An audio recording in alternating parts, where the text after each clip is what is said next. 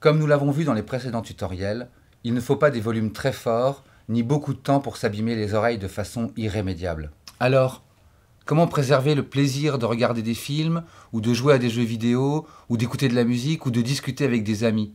C'est ce que nous allons voir dans ce tutoriel. Quand vous êtes en concert, en soirée ou en boîte, premier bon réflexe, s'éloigner de la source sonore.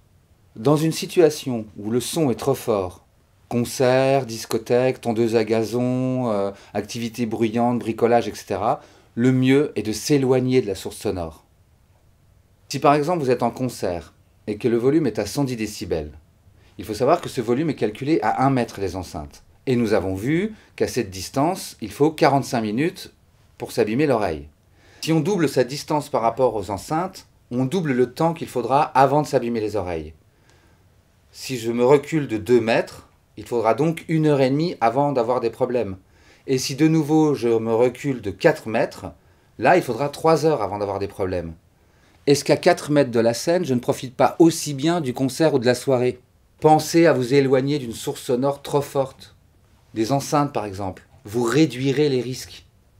Deuxième bon réflexe, faire des pauses au calme. Pensez à faire des pauses dans le silence pour soulager les cils dont nous avons parlé dans le tuto 3. Ménagez-leur des moments de pause. 10 minutes toutes les 45 minutes ou 30 minutes toutes les 2 heures. Troisième bon réflexe, porter des bouchons. N'hésitez pas à vous procurer des bouchons pour les mettre quand le son est trop fort. Les bouchons vous permettent d'entendre les gens qui crient ou la musique dans un environnement très bruyant. Mais vous entendez tout cela moins fort. Les bouchons en mousse ne sont pas très chers et sont souvent distribués gratuitement dans les salles de concert. Les bouchons à ailettes vous permettront même d'avoir un son atténué identique au son d'origine, ce qui est idéal pour les concerts. Vous entendrez comme tout le monde, mais moins fort.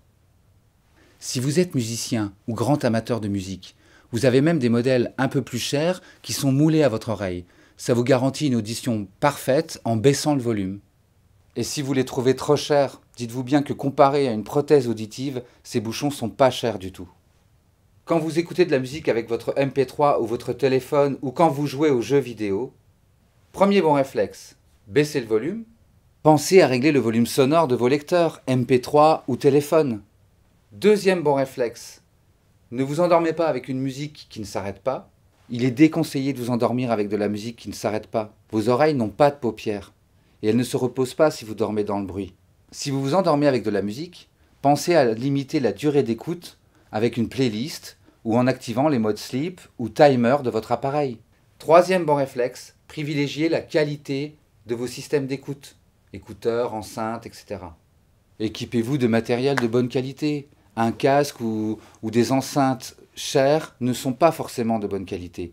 Alors n'hésitez pas à vous renseigner dans un magasin de musique. Aujourd'hui, on peut télécharger de la musique partout. Mais attention, tous les fichiers ne se valent pas. Plutôt qu'un format MP3, privilégiez des fichiers en format WAV, AIF ou FLAC qui correspondent au format CD et ne sont pas compressés. Et enfin, si vous pratiquez une activité bruyante comme le bricolage, pensez à vous protéger les oreilles pour garder du temps pour les activités plaisantes comme écouter de la musique, jouer à un jeu vidéo ou regarder la télévision.